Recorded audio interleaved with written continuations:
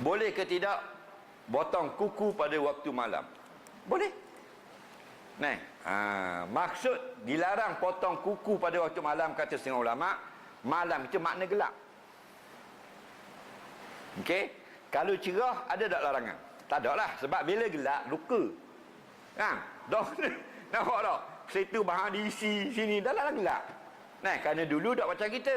Nah, sebab tu kena faham. Malam dengan gelap lain. Cerah dengan siang lain.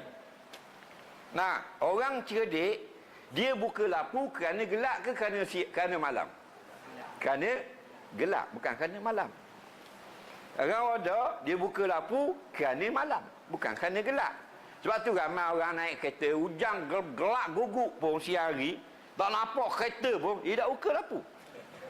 Pasal mindset dia buka lampu malam.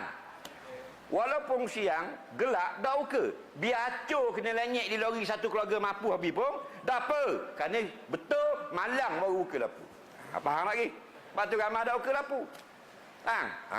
Betul tak? Naik siapa pergi ayung kakak tape tu ada. Siapa Fikri, siapa Saujana, mana ni buka lampu.